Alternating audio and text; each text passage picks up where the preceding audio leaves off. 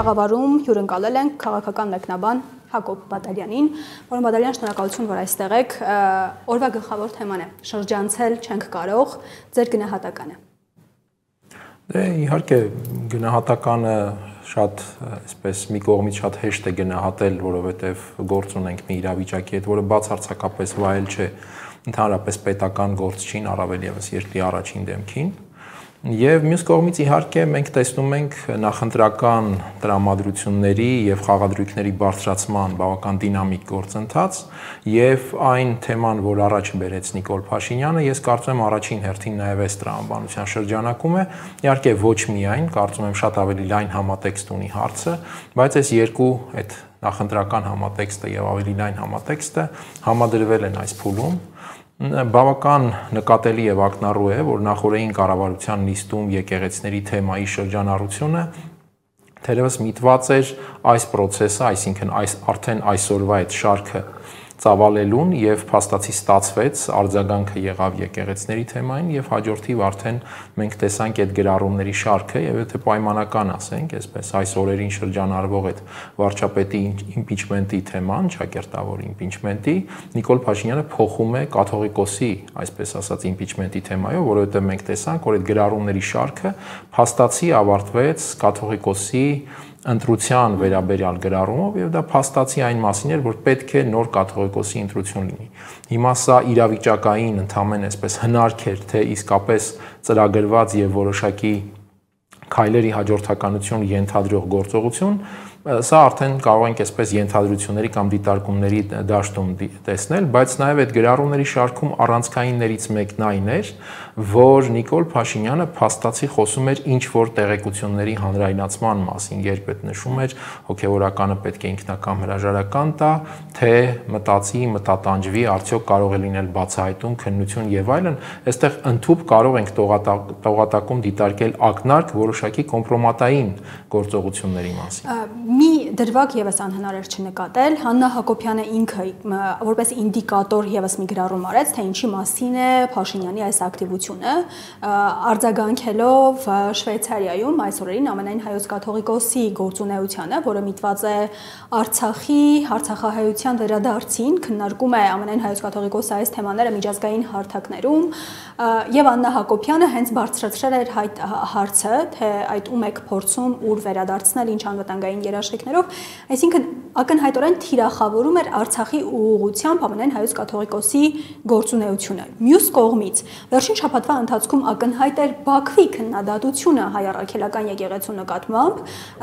մանավանդ եթե սրան էլ գումարենք այն, որ Կովկասի մուսուլմանների առաջնորդը Ալլահ Շուքյուր Փաշազադեն հայտարարություն էր տարածել Երևանի Ղազի նշանակելու մասին, այսինքն սա նորից արևմտյան ադրբեջանցիների այս պլանի մի մասն է։ Այս բոլոր տեղեկությունների ֆոնին կարող եք դիտարկել Փաշինյանի այս ակտիվությունը։ Ես կարծում եմ ադրբեջանական այդ անդրադարձերը Փաշազադեի հայտարարությունը եւ այլն դա ավելի շատ ընդհանուր իրավիճակի մեջ տեղավորվելու փորձ է, որովհետեւ այն լայն համատեքստը, որ կա, ինչի մասին ես խոսեցի, նախընտրականից բացի, իմ դիտարկմամբ շատ ավելի համաշխարհային է եւ այդ տեսանկյունից ըստիս առավել մեծ ուշադրության է արժանի այն, որ այս բռնկումը տեղի ունեցավ զուգահեռ մեկ այլ իրադարձության։ Նիկոլ Փաշինյանը նախորդին ընդունել էր կրոնական ազատությունների ալյանսի համանախագահին եւ խոսվել էր Հայաստանում կրոնական ազատությունների թեմայի մասին։ Նաև Հայաստանում էր Միացյալ Նահանգների պետքարտուղարի մարդու իրավունքների հարցերով օգնականի տեղակալը։ Նա այցելել էր Մայրաթոր Սուրբ Էջմիածին, խոսել էր Էջմիածնի ժառանգության կարևորության եւ այլնի մասին, ինչը շատ ողջունելի է, բայց նաև հանդիպում էր եղել կրոնական համայնքների ղեկավարների հետ, ինչ համայնքների մասն է խոսքը մանրամասներ նշված չէին, բայց դարձյալ խոսվում էր կրոնական ազատությունների մասին։ Հիմա Հայաստանում որևէ կրոնական ազատությունների սահմանափակման, որևէ այսպես խոսակցության առիթ չկա եւ հարց է առաջանում ինչի մասին է այդ խոսակցությունը։ Եվ քանի որ մենք գործ ունենք համաշխարհային մեծ բաժանման process-ի հետ եւ այդ մեծ բաժանումը անշուշտ ենթադրելու է նաեւ դավանաքաղաքական սահմանների ուղղությամբ, ազդեցությամբ եւ այլն խաղարկումներ, այստեղ զարմանալի չէ, որ հայ առաքելական եկեղեցին կարող էր հայտնվել շատ ավելի գլոբալ թիրախում, հաշվի առնելով, որ մեր եկեղեցին համաշխարհային այս դավանաքաղաքական քարտեզի վրա գուցե շատ ավելի փոքր, այսպես ժողովրդական քրիստոնյաների փոքր հոտով համեմատաբար այլ եկեղեցիների, բայց շատ խորը արմատներով եւ շատ ֆունդամենտալ արժեքային դավանական եւ այլն այսպես համակարգով մի կառույց է եւ ամենևին զարմանալի չի լինի, որ այդ կառույցը հայտնվի թիրախում։ Հիմա, քանի որ Նիկոլ Փաշինյանն էլ ունի այդ նախընտրական խնդիրները, ամենևին դարձյալ բացառված չէ, որ նա փորձում է տեղավորվել, ինքն էլ տեղավորվել այդ process-ների մեջ, որոշակիորեն նաև արտաքին աջակցության միավորներ ստանալու համար, հաշվի առնելով այն բարդությունները, որ կան 2026-ի ընտրության հետ կապված, եւ նա փորձում է իհարկե արտաքին ամենատարբեր ուղղություններով, ամենատարբեր թեմաներով դրսևորել այնպիսի վարքագիծ եւ այնպիսի քաղաքականություն, որը իրեն կբերի ինչ-որ միավորներ։ Եվ ի վերջո չմոռանանք նաև, որ Նաև այս ընթացքում մենք գործնականում համոզվել ենք դրանում, որ Նիկոլ Փաշինյանի քաղաքական ինքնությունը այդպես էլ չի վերածվել պետական գործչին բնորոշ ինքնության, մնացել է ընդդիմադիր Նիկոլ Փաշինյան այդ ինքնությունը։ Եվ այստեղ նա ակնհայտորեն խաղում է սուր հակադրություններ ստեղծելու վրա եւ եկեղեցու այս պատմությունը ես կարծում եմ նաև ուղղված է հենց դրան։ Մենք տեսնում ենք մի քանի այլ ուղղություններով եւս նա սուր հակադրություններ այդ կոնտրաստն է սրում եւ հիմա նաև եկեղեցին այս համատեքստում նա փորձում է իհարկե մոբիլիզացնել իր էլեկտորատը, խթանել այդ ոգին բարձրացնել իր էլեկտորատի, որովհետև շատ լավ ճանաչում է իհարկե իր էլեկտորատին եւ գիտի թե որ թեմաները ինչ աստիճանով են սպառման ենթակա։ Պարոն Բադալյան, շարունակելով աշխարհաքաղաքական ձեր ակնարկը, տեսեք, վերջի տարիներին Նիկոլ Փաշինյանն այսպես ասած արշավանք է սկսել Ռուսաստանի դեմ եւ տեսեք բոլոր հետխորհրդային երկրներում տեղի ավանդական այսպես ասենք խոշոր եկեղեցիները իրենք առնվազն արևմուտքի կողմից դիտարկվում են որպես ռուսական ազդեցության այսպես ասենք կենտրոններ եւ մենք կարող ենք տեսնել որ Մոլդովայում ճնշում են ուղղափառ եկեղեցին Ուկրաինայում ընդհանրապես կիսեցին եւ հիմա խլում են Մոսկվայի պատրիարխատից այսպես ասենք գործող եկեղեցիները Վրաստանում որոշակի դեպքերում մինչև իշխանության եկան պահպանողականները կրկին գրոհում էին ընդհանրեն վրացի ուղղափառ եկեղեցու վրա Սերբիայում էլ նույն process-ը գնում արդյոք կարելի է դիտարկել այստեղ այս process-ը նաև այս տեսանկյունից եւ հատկապես այն վիրավորանքները, որոնք հասնում են կաթողիկոսին, հաշվի առնելով, որ կաթողիկոսի եղբայրը Ռուսաստանի պատասխանատուն է, այսպես ասենք, եկեղեցու մասով, եւ արդյոք դա ընդհանուր տրամաբանության մեջ է տեղավորվում, թե ոչ։ Ես ամենևին չեմ բացառում այդ ասպեկտները, ինչպես նշեցի, այդ աշխարհաքաղաքական մեծ բաժանումը եւ մեծ պայքարը անշուշտ ենթադրում է այդ նաև դավանական ուղղությունը, մենք տեսնում ենք, թե օրինակ Միացյալ Նահանգների նոր վարչակազմը ինչ ուշադրություն է հատկացնում այդ ուղղությանը, տեսանք, թե ինչ զարգացումներ եղան օրինակ Վատիկանում, Ռոմի Պապի ընտրության առումով, եւ անշուշտ, ինչպես նշեցի, մեր եկեղեցին նույնիսկ անկախ Ռուսաստանի եկեղեցու հետ հարաբերության այդ համատեքստից, չգիտեմ, դավանական, քաղաքական, տնտեսական եւ այլ կապեր, ինքը շատ այսպես ամուր եւ շատ խորքային ֆունդամենտալ արմատներ ունեցող կառույց է եւ այդ կառույցը ֆունդամենտալ ներկայություն ունի ոչ միայն Հայաստանում, այլ նաեւ աշխարհի մի շարք երկրներում եւ պատմական խորքային եւ նաեւ այնպիսի օրինակ ռեգիոնում, ինչպիսին Մերձավոր Արևելքն է։ Նա գիտեք տեխնիկապես ոնց է Փաշինյանը այս վերջի արտահայտությունը որ ասեց որ նաեւ պետությունը պետք է վերջնական դեր ունենա, հիմնական որոշիչ ձայն ունենա ընտրության ժամանակ կաթողիկոսի, ինչ մեխանիզմով է ինքը պատրաստում անել, որովհետև օրինակ Ստամբուլի պատրիարխին, այո, Թուրքիայի միջնորդությամբ, վերահսկողությամբ եւ այլն, այնտեղ դժվար է ինչ-որ բան անել, բայց այստեղ Էջմիածինը ոչ միայն կենտրոնացված է Հայաստանում, այլ ինչպես ասեք, սփռված ամբողջ աշխարհով տեխնիկապես ինչ է անելու Փաշինյանը եւ սրանից բխող մեկ այլ հարց արդյոք Փաշինյանը չի անցնում այն դիկտատորների հերթական փուլը, որոնց ոտքերը կտրվում է իրականությունից եւ սպասել է, որ վաղը ինքը որոշի լինի Հայաստանի Հանրապետության ֆուտբոլի հավաքականի մարզիչ, այնուհետեւ որոշի ընդհանրենք Alpha News-ում ով է հյուր գալու, հետո որոշի ընդհանրենք հրապարակում ֆանտանները ինչ երաժշտություն նվագեն կամ չնվագեն, արդյոք չի հասել ինքը այդ փուլին, որտեղ դա դարձել է դասական փոքրիկ դիկտատոր։ Առաջին մասով ես բերեմ օրինակ Վատիկանի օրինակը դարձյալ Բենեդիկտոս Պապը, որը Ֆրանցիսկոսից առաջ էր, նա ժամանակից շուտ հրաժարական տվեց, այնտեղ առողջական եւ այլն այսպիսի խնդիրներ էին ասում, թեպետ Պապը մինչեւ վերջերս ապրում էր, շատ երկար ապրեց իր այդ պաշտոնա թողությունից հետո, բայց ինչ եղավ մինչ այդ, բազմաթիվ սկանդալներ, մամուլի հրապարակումներ, կաթոլիկ եկեղեցում տարբեր այսպես թեմաների, աղմկոտ պատմությունների եւ այլնի վերաբերյալ այլասերություններ եւ այլն եւ այլն։ Եվ Պապը ի վերջո հրաժարական տվեց եւ Վատիկանը գլխավորեց լիբերալ հայացքներով տվյալ ժամանակահատվածի քաղաքական կոնյունկտուրային բնորոշ Ֆրանցիսկոս Պապը։ Այնպես որ սա մի մեխանիզմ է, թե ինչպես է հնարավոր տեղեկատվական միջավայրով, տեղեկատվական ազդեցությամբ իրավիճակը հասցնել մի կետի, երբ օրինակ կաթողիկոսը կարող է ինքը հրաժարվել։ Կներշմիացում տուշոնք եք գտնենք։ Հնարավոր է ամեն ինչ, այսինքն եթե պետական լծակներ կան եւ կան ռեսուրսներ եւ եթե լինի նաեւ որոշակի աշխարհակաղակական համատեքստ, ես կարծում եմ միջոցների առումով շատ մեծ բարդություններ այդպես լինել չեն կարող։ Առավել եւս այստեղ մի առանցքային բան էլ կա, որ այս ամենում օգտագործվում է այն հանգամանքը, որ անկախ ամեն ինչից լուրջ խնդիրներ կան, եղել են տարիներ շարունակ, մնացել են եւ կան եկեղեցի հասարակություն փոխհարաբերությունում։ Սա այս հարցի մեկ այլ առանցքային կողմն է, որին եւս արժե անդրադառնալ։ Եվ օգտագործվում է հենց այդ խնդիրների հանգամանքը, այսինքն այնպես չի, որ դատարկ տեղն է ստեղծվում ինչ-որ թեմա։ Եվ այստեղ շատ ցավալի է այն, որ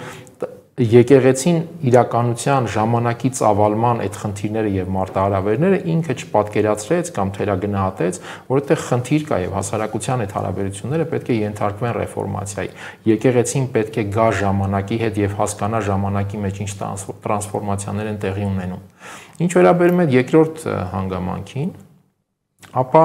այդ իրական Հայաստանի այսպես ասած կոնցեպտը բնականաբար դա չի կարող ամբողջական լինել եւ աշխատել, եթե դրա մեջ չի ներառվում նաեւ եկեղեցին, որովհետեւ ինչպես նշեցի, հայրաքելական եկեղեցին մի հսկա կառույց է, ազգային կարևորագույն ինստիտուտ, անկախ ամեն ինչից իր մեծ դերով, եւ եթե այդ կտորը իրական Հայաստանի մեջ չի տեղավորվում, այնտեղ խնդրեմ է այդ կոնցեպտը կարող է եւ չաշխատել։ Եվ կարծում եմ հիմա կա նաեւ այդ խնդիրը, այսինքն տեղավորել այդ իրական Հայաստանի մեջ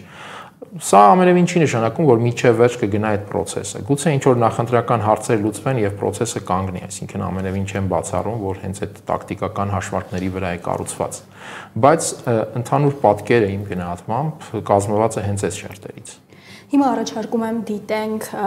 ամենաակտիվ սրբազաններից մեկի Շիրակի թեմի առաջնորդ Միքայել arczepiskopos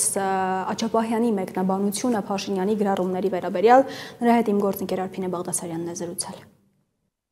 Սրբազան հայր Նիկոլ Փաշինյանը ու նաև իր կինը վիրավորական գրառումներ են անում հոգևորականների հասցեին։ Դուք որպես Շիրակի թեմի առաջնորդ ինչպես կգնահատեք, ինչպես կմեկնաբանեք այս վերաբերմունքը եկեղեցու եւ հոգևորականների նկատմամբ։ Ես մեկնաբանելու բան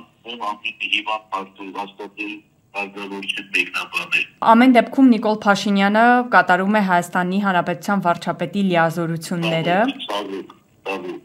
Իսկ կապետապրին, որ նման մասը իմ երկրի վարչապետի պաշտոնից բաղեցնում, ողբերգություն եմ ապրում։ Ինչի հետ եք դա կապում, սրբազան հայր։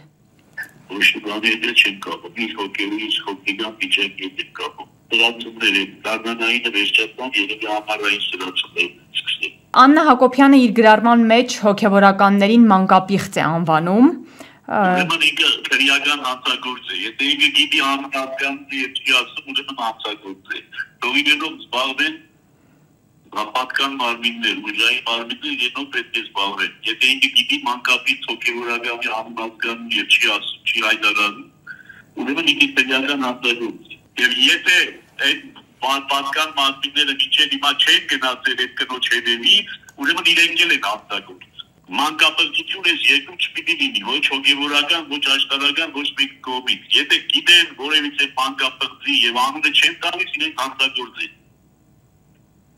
Ուրեմն դուք պետք է քննչական կոմիտեին զանգեք, ոստիկանություն զանգեք, ազգային անվտանգություն զանգեք, ասելով որ մանկապիղծ գիտի եւ չի ասում։ Եթե կա այդպիսի մարդ, անազգանուն ասա, այլ օկնագիել ասում է մանկապիղծներ, ուրեմն մի քանիսն են գիտի։ Դողանները դա Եթե չի տալիս, ուրեմն իրեն պետք է տանեն։ Նիկոլ Փաշինյանի գրառումից տպավորությունն այն էր, որ պետք է հենց առաջին հերթին այդ հոգևորականները խոստովանեն, որ օրինակ կուսակրոնության ուխտը խախտել են։ Ինքն ունի խոստովանեք, իրեն ինքը մեր խոստովանա այդ։ Չէ, դե ասում է ժողովուրդի իրավունք։ Ժողովրդի իրավունքները մենք գիտենք, թե ժողովրդի ինչ իրավունք։ Ինքը չէ որ պետք է որոշի, թե ժողովրդի ինչ իրավունք։ Միանանք Մոսկվա Հայկ Խալաթյանին եւ Հայկ, խնդրելու եմ նախ ներկայացնես դիրքորոշումդ այս ամենի վերաբերյալ, այնուհետեւ նոր հարցդ։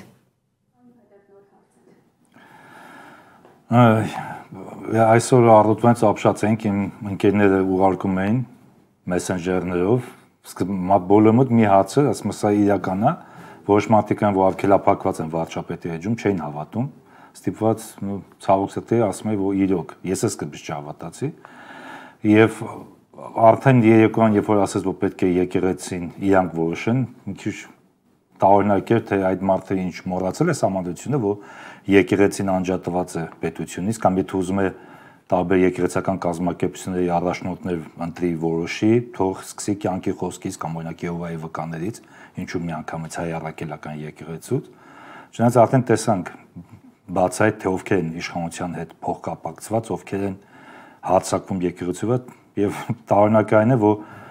եկեղեցու փոփոխությունների մասին, պատժելու մասին կամ ղեկավարելու մասին խոսում են մարդիկ, որոնք շատերը նույնիսկ հայ առաքելական եկեղեցու սան չեն, կամ աղանդավոր են, կամ աթեիստ են։ Բայց կուզենայի մեր հյուրին հարց տալ, հենց այս թեման շարունակելով, նա ասեց, ներքաղաքական թեման շարունակելով, նա ասեց, որ փորձ է արվում Փաշինյանի կողմից իր էլեկտորատին մոբիլիզացնել այս եկեղեցու վրա հարձակումով։ Իսկ չկա վտանգ, որ հակառակը դա կբերի նրան, որ մենք տեսնում ենք, որ եկեղեցին նույն կաթողիկոսը եւ այլն աշխատում են, օրինակ նույնիսկ սրբազան շարժման ժամանակ այսպես բացայտ չմտնեն կոնֆլիկտ իշխանությունների հետ, բայց արդեն հենց իշխանությունը տեղ չի թողելու, Նիկոլ Փաշինյանը ստիպելու է եկեղեցուն բացայտ կոնֆլիկտի մեջ մտնել, այն էլ ընտրական տարում եւ հակառակ էֆեկտին բերի եւ այսպես մի հատ էլ հարց, որ այս հարցակումները եկեղեցու վրա մենք գիտենք, չէ, ֆիզիկայի օրենք է, իշքան ճնշումը, հակաճնշումը ավելի ուժեղ կարող է լինել։ Չեն վախենում նույն այս մարդիկ, որ իշխանությունը, որոնք շատերը փոխկապակցված են տարբեր աղանդների հետ, որ հակառակ էֆեկտը կարող ունենա իշխանափոխությունից հետո շատ ավելի կտրուկ ճնշում ուժեղանա տարբեր աղանդների վրա, նույնիսկ արգելելով նրանց, ինչպես avվում օրինակ տարբեր երկրներում, օրինակ Ռուսաստան կամ ես նույնիսկ դեմ Արևմտյան որոշ երկրներում էլ կա սահմանափակումներ տարբեր աղանդների նկատմամբ։ Ես կարծում եմ, որ այդ իմաստով, ինչպես նշեցի, Նիկոլ Փաշինյանի տարերքը հենց հակադրությունների սրությունն է, այսինքն որքան սուր են հակադրությունները, այդքան նա շատ ավելի հարմար է իրեն զգում քաղաքական պայքարի իմաստով։ Իհարկե, հակառակ հակազդեցության ռիսկը բնականաբար միշտ կա, բայց այդ ռիսկը Փաշինյանի համար անկախ ամեն ինչից շատ բարձր է ընդհանրապես Արցախի կորստից հետո, եւ այդ տեսանկյունից խաղադրույքները չափազանց բարձր են այս քաղաքական պայքարում, հետեւաբար ինքը փորձում է ստեղծել առավելագույնս այն իրավիճակը, որում առավել հարմար եւ առավել կենսունակ է զգում իրեն։ Միանանք նաև Լոս Անջելես, Արթուրին Սահակյան, եւ Արթուր նաև քեզ եմ խնդրելու նախ դիրքորոշում, ապա հարց։ Դե գիտեք, շատ գնահատականներ տրվել են, ես չեմ ուզում կրկնվեմ, իհարկե շոկային էր այդ ամեն ինչը, բայց այդ մարդը պարզապես հայ ժողովրդին, այսպես պարզ հայերենով ասում է, որ գիտեք ինչ ժողովուրդ, ես ձեզ խաբել եմ, ես ձեզ չեմ սիրում, ձեզ ատել եմ, միշտ ամբողջ կյանքում այլ եմ ատում, ես ձեր առաջ չեմ խոնարհվում եմ Էրդողանի եւ Ալիևի առաջ, հիմա տեսեք իրենք ինձ հրահանգ են տվել, որպեսզի եկեղեցին շարունակելով իրենց գիծը եկեղեցին վարկաբեկեմ, ես ձեր երեխաներին տարե կոտորել եմ, ես հանձնել եմ ձեր սեփական հողերը եւ եթե շարունակեմ այստեղ մնալ, հանձնելու եմ մնացածները, բղծելու եմ ամբողջ ձեր պատմությունը, ձեր եկեղեցին եւ մնացած բաները։ Եկեք ինձ այստեղից հանեք, տարեք, ասենք բանդ։ Բայց մեր ժողովուրդը հանդուրժում է եւ ցավոք օրինակ վրացիները չէին հանդուրժի։ Ամեն դեպքում իմ հարցը հետեւյալն է. Արդյոք պետք է եկեղեցին պատասխանի շատ ավելի կոպիտ, քան մենք հիմա տեսանք այդպես արձագանքներ որոշ, օրինակ շատերն առաջարկում են հեռացնել, եթե իհարկե նրանք հայ առաքելական եկեղեցու անդամ են ամուսինները, հեռացնել եկեղեցուց կամ դասել նզովյալների ցանկում, չգիտեմ ինչ ընթացակարգեր կան, բայց չեք կարծում, որ հայ առաքելական եկեղեցին, որի շարքերն ի դեպ աճում են վերջին տարիների ընթացքում եւ մենք դա այստեղ էլ ենք տեսնում, թե ինչպես են եկեղեցիները լեփ-լեցուն դարձել։ Ընդամենը 5-6 տարի առաջ այդպես չէր, ես կարող եմ դա վկայել։ Եվ հիմա կարծես թե ակնկալիքը շատ ավելի մեծ է մեր հավատացյալ զանգվածներից, որ եկեղեցին պետք է շատ ավելի կոպիտ պատասխանի այս ամենին եւ ի վերջո որ հատկապես Սփյուռքի համար, որը ամենուր ասում է, որ մի գիտեք մենք առաջին քրիստոնյա ժողովուրդն ենք եւ հիմա տեսնում ենք, որ առաջին քրիստոնյա ժողովրդի առաջնորդը ասում է ոչ, մենք առաջին սրբապիղծ ժողովուրդն ենք, որտեղ մեր սրբազանները մանկապիղծներ են։ Այստեղ չեք կարծում, որ եկեղեցին շատ ավելի կոպիտ պիտի լինի, շատ ավելի, այսպես ասած, քաղաքական դիրքորոշում պետք է ստանձնի, այլապես կարող է իսկապես շատ մեծ հարված դնել իր վարկին եւ իր հեղինակությանը։ Ես իհարկե չեմ կարող ասել, թե հարաբերակցությունը ինչպիսին է եւ այդ տեսանկյունից այդուհանդերձ մտածում եմ, որ եթե Փաշինյանը այսպես կոպիտ հարձակումը, կոպիտ գրոհը իրականացրել է, հաշվարկել է նաեւ որ կարող է լինել կոպիտ պատասխան եւ ըստիս նաեւ հենց դրա վրա է կատարված հաշվարկը, ինչպես նշեցի, այդտեղ է ինքը առավելագույնս հարմար զգալու իրեն քաղաքական պայքարի տեսանկյունից եւ իմ պատկերացմամբ թերևս առավել արդյունավետ կարող է լինել ասիմետրիկ պատասխանը, այսինքն եկեղեցու աշխատանքը հասարակության հետ եւ ոչ թե կռիվը Փաշինյանի դեմ, որովհետեւ հասարակությունը իր գնահատական այս ամեն ինչին տալիս է, այսինքն պետք է աշխատել այդ գնահատականը տվող հասարակության հետ եւ ոչ թե մտնել կռվի մեջ, որը ըստիս անիմաստ է, այսինքն այդտեղ որևէ մեկին ապացուցելու բաներ այլևս չկան։ Գրառումների տակ նայեինք զայրացած արձագանքերը ավելի շատ էին։ Ինչպես կգնահատեք մարդկանց արձագանքը Փաշինյանի այսպիսի։ Ես չեմ կարող մեկնաբանություններով գնահատել, այսինքն սա մի հարց է, որը ըստիս ստույգ գնահատականի անհրաժեշտություն ունի հենց մասնագիտական սոցիոլոգիական դաշտում լայն իմաստով, որովհետև հասկանում ենք Facebook-յան մեկնաբանությունները շատ դեպքերում կարող են խաբկանք լինել, խաբուսիկներ։ Ես իհարկե հասկանում եմ, նկատի ունեմ հանրային արձագանքի մակարդակում։ Այն որ հասարակությունը ընդհանուր առմամբ իշխանության հանդեպ ունի բացասական վարկանիշ, բացասական ներողություն վերաբերմունք, այստեղ կասկած չկա եւ նաեւ հենց այս հանգամանքն է, որ Փաշինյանին ստիպում է գնալ խաղը այսպես սրելու եւ այս հակադրությունների վրա խաղալու մոդելին։ Բայց որ ասեցիք այդ բառն է սպասում, որ ասեք հիմա տեսեք, կա կարծիք, որ Փաշինյանը սրում է իրավիճակը, քանի որ բոլոր տեղերում ինքը պարտվում է, չնայած որոշ տեղեր ինչ որ ռեյտինգներ են նկարում, բայց արդեն պարզ է, որ առնվազն հաղթել ինքը չի կարողանա երբևէ, հա, այսինքն ինչ որ մանիպուլյացիաներ պետք է դիմի կամ ինչ որ դաշինքներ կապեր անի բան, եւ կա այսպիսի կարծիք, որ նա սրում է իրավիճակը, որպեսզի առաջացնի հերթական բախում եւ բախումը ծրելու այդ ժողովրդական բանը կուտակված գոլորշին ծրելու եւ այլն, ինքը փորձել է սադրել մայրցի իրավիճակ, հաշվի առնելով, որ ոստիկանությունների ուժայինները հավատարիմ են իրեն եւ մենք տեսանք այն ոստիկանության վերաբերմունքը Բագրատ Սրբազանին, այսինքն իրենց վերաբերմունքը եկեղեցուն, այստեղ իմ կարծիքով ինքը ավելի պաշտպանված է եւ փորձել է ինքը այսպիսի ինչ-որ մի իրավիճակ ստեղծի, որպեսզի երկար ժամանակով կարողանա, այսպես ասենք, ժողովրդի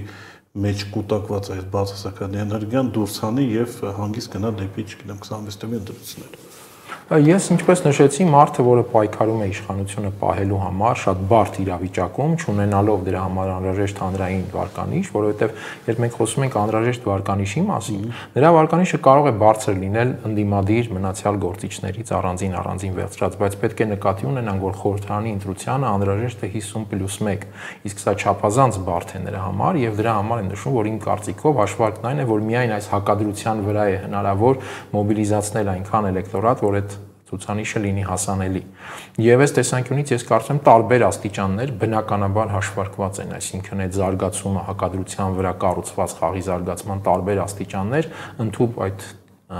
ուժային տարբերակներ անհրաժեշտության դեպքում ես կարծում եմ հաշվարկված են ըստ իս ցանկացած պարագայում այսպիսի իրավիճակում հայտնված իշխանություն դա հաշվարկելու է, բայց նաև չմոռանանք իհարկե որ ողջախոհության կանխավարկածից եթե ելնենք, որ ցանկացած պարագայում այսպիսի բարդ իրավիճակում նաև պետք է հաշվարկ լինի նահանջի տեսանկյունից, սա կա թե չկա ես կդժվարանամ ասել, բայց դարձյալ այդ կանխավարկածը համենայն դեպս ենթադրում է դա։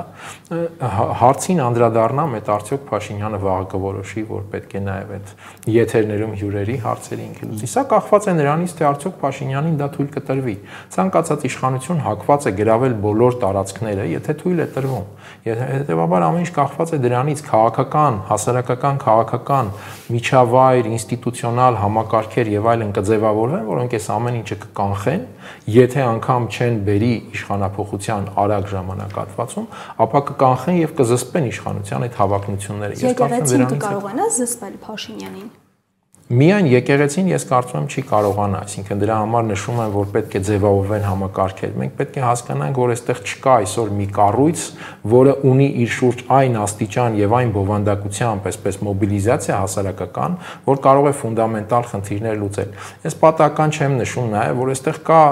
այս խնդրի հակառակ կողմը, որը օգտագործում են նաեւ այն սրելու համար։ Այդ խնդիրները, որ տարիների ընթացքում կուտակվել են եկեղեցի հասարակություն տիրույթում, այս խնդիրներին պետք է ժամանակին ուշադրություն դարձնել, պետք է ժամանակի ընթացքը չափել։ Ես կարծում եմ, այստեղ մեծ բացթողումներ է ունեցել հայ առաքելական եկեղեցու ղեկավարությունը ժամանակից հետ ընկնելու իմաստով։ Հիմա այս հարվածները ես դրա համար նշում եմ, որ ըստ իս առավել արդյունավետ է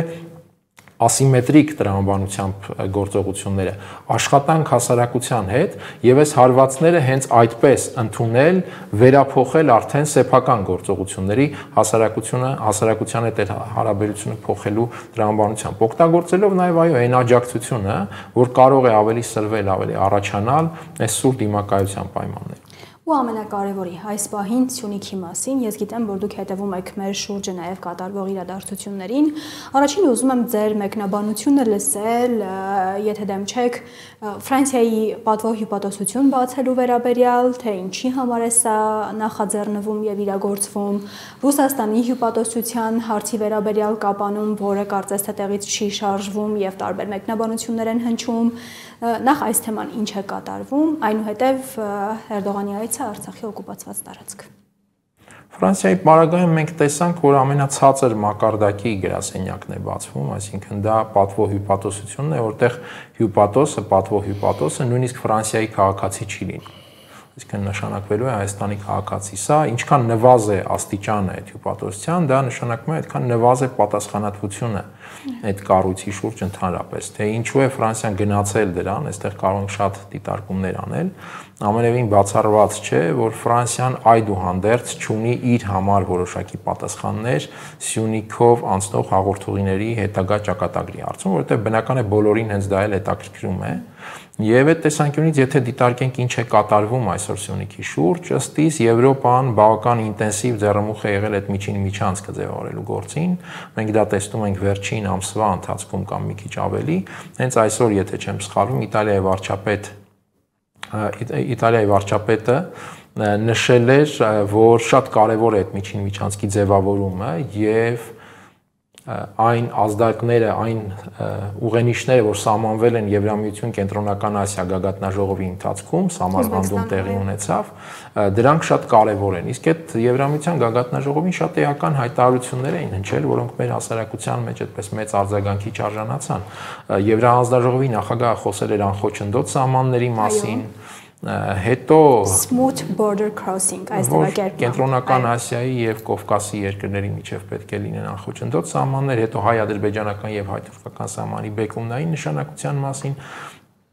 եւ ապրիլի 25-ին Կայա Կալասը մեկնեց Ադրբեջան,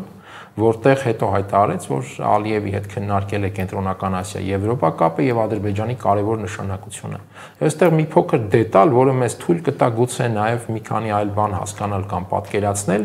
Ալիևը գիտենք, որ այս վերջերս համաներեց Ֆրանսիայի քաղաքացու, որին Բաքվում 3 տարի ազատազրկման էին ենթարկել մետրոյի վագոնների վրա նկարելու համար, անկասկած էր, որ դա քաղաքական որոշում էր Ֆրանսիայի հետ այդ Ադրբեջանի հակադիր քաղաքականությունը եւ այլն, Եվ Կայա Կալասը ողջունեց այդ համաներումը, նշելով, որ ասա ցույց է տալիս լուրջ դիվանագիտությամբ եւ այսպես հարգալից մոտեցումներով ինչի կարելի է հասնել։ Դա ցույց է տալիս, որ Կալասը Ադրբեջանում քննարկել է այս հարցը եւ տեղի է ունեցել առևտուր Ֆրանսիայի քաղաքացու ազատ արձակման շուրջ։ Հիմա ինչ տրամաբանություն է ունեցել այդ առևտուրը, սա դարձյալ հարց է, որը մեզ թույլ է տալիս մի կողմից հետ հարցադրում անել, մյուս կողմից պատկերացնել, թե ինչ է կատարվում։ Եվ եթե Եվրոպան այստեղ ակտիվանա, բնականաբար պետք է ակտիվանան նաեւ Ռուսաստանն ու Իրանը այդ միջին միջանցքի եվրոպական ծրագրի իրագործումը կասեցնելու կամ արգելափակելու համար հասկանալի պատճառներով, որտեղ այդ միջին միջանցքը չի կարող աշխատել առանց Թուրքիայի էական ներգրավման, իսկ դա նշանակում է Թուրքիայի ուժեղացում, թուրք-ադրբեջանական այդ գծի ուժեղացում։ Մենք տեսանք Լաչինում այդ երրակողմ գագաթնաժողովը եւ դրանից հետո Էրդողանի շատ էական մի հայտարարություն, որ իրենք ակնկալում են, որ Իրանը կաջակցի միջին միջանցքի ձևավորման։ Այսինքն իրանական դիմադրությունը դեռ կա։ Դե լսեցինք դեսպանին, որը նաև հայտարարել էր դրանից առաջ իհարկե։ Հիմա առայժմ Իրանը դեռ Թուրքիայի այդ հայտարարությանը չի արձագանքել, բայց եթե մենք պատկերացնում ենք այդտեղ Թուրքիա եւ Ադրբեջանի դերի ուժգնացում, ապա բնական է, այստեղ Իրանի համար դա էգզիստենցիալ վտանգ է եւ նաև պետք է հաշվի առնենք, որ մեր ռեգիոնում իրավիճակի վրա ազդող էական գործոն է արդեն ռուս-իրանական այդ մեծ պայմանագիրը, որը կնքվեց 2025-ի հունվարի 17-ին եւ Կովկասում դա առանցքային գործոններից մեկն է։ Արցախի օկուպացված փոքր տարածքում Սյունիքին շատ մոտ արդեն երրորդ օդակայանն են կառուցում եւ հատկապես ռազմական փորձագետները, որ հետևում են հարավային Կովկասի տարածաշրջանին, նշում են, որ նման օդակայանները ունեն ռազմական պոտենցիալ եւ հարձակողական պոտենցիալ։ Իհարկե ավելի հասկանալի է, որ առաջնային թիրախը Իրանն է, բայց անկասկած Հայաստանն էլ բացառված չէ այստեղ որպես թուրք-ադրբեջանական հնարավոր թիրախ։ Այդ միջանցք կոչված է Սյունիքի ուղղությամբ լարվածությունն ու հետաքրքրությունը հաշվի առնելով, նաև Մոսկվայից լարվածության վերաբերյալ հայտարարությունը եւ Վաշինգտոնից հնարավոր ներխուժման մասին հայտարարությունը։ Ինչ է սպասվում Սյունիքում, եթե ամեն ինչ գնա այն հունով, որով հիմա է գնում։ Եթե չլինի որևէ քաղաքական հանգուցալուծում, ապա իրավիճակը դեպի փակուղի զարգանալով բնական է շատ բարձրանալու է էսկալացիայի ճանապարհով այդ փակուղուց դուրս գալու տարբերակը։ Սա ռիսկ է, սա այսպես երկարաժամկետ ռիսկ է Սյունիքի շուրջ ընդհանուր առմամբ։ Հնարավոր է արդյոք գտնել այդ քաղաքական մեխանիզմները, քաղաքական տարբերակները։ Ես կարծում եմ, այստեղ առանցքային նշանակություն կարող է ունենալ երկու process, ինչ տրամաբանությամբ կզարգանա ռուս-ամերիկյան երկխոսությունը եւ արդյոք այդ շատ թե քիչ ամբողջական գործարք Թրամփի եւ Պուտինի կամ Ռուսաստանի եւ Միացյալ Նահանգների միջև կլինի եւ ինչպիսի հանգուցալուծում կլինի Իրանի միջուկային գործընթացի համատեքստում։ Այդ երկու ուղղությունները դրական արդյունավետ զարգացման դեպքում ըստիս թույլ կտան խուսափել փակուղուց եւ ձևավորել մի նոր ռեժիմ, որտեղ քաղաքական թեկուզ միջանկյալ լուծումներ կամ միջանկյալ ինչ-որ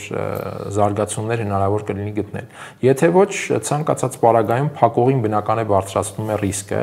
իսկ քանի որ տեսնում ենք պայքար է, թեժ պայքար է ճանապարհային հաղորդակցության ռեժիմների համար, որովհետև ինչու է հիմա Եվրոպայի համար ակտիվացել այդ ուղղությունը, որովհետև դժգոհ լինելով ռուս-ամերիկյան գործընթացից Եվրոպան փորձում է գտնել նաև այդ այլընտրանքային լուծումներ իր համար եւ Թուրքիայով դեպի կենտրոնական Ասիան սա դառնում է այդ ռուս-ամերիկյան գործարքի ակցիանից դուրս գալու ինչ-որ միջոց եւ բնականաբար հրամայականը բարձրանում է այդտեղ լուծումներ գտնելու։ Թուրքիան իդեպ փորձում է հենց սրա վրա խաղալ նաեւ։ Եվ մենք տեսանք, որ խաղաց բավական արդյունավետ են իմաստով, որ հիմա նաև Մոսկվան եւ Վաշինգտոնը դարձյալ Թուրքիան ընտրեցին ուկրաինական հարցում ինչ-որ միջնորդական գործառույթ իրականացնելու համար։ Այս ամենը բնականաբար ռիսկեր են, որոնք պահանջում են քաղաքական կառավարում նաև Հայաստանից եւ ինչ մակարդակով է այդուհանդերձ այդ քաղաքական կառավարումը իրականացվում, սա ինձ գնահատել է այսպես դժվար է, որովհետեւ հասկանում ենք, որ կան բարդություններ, բայց երբ տեսնում ենք, թե մեր պետության ներսում մենք ինչով ենք զբաղված, ինչով է զբաղված իշխանությունը, այստեղ արդեն առաջանում են իհարկե տարակույսներ։ Պարոն Բադալյան, շնորհակալություն հարցազրույցի համար։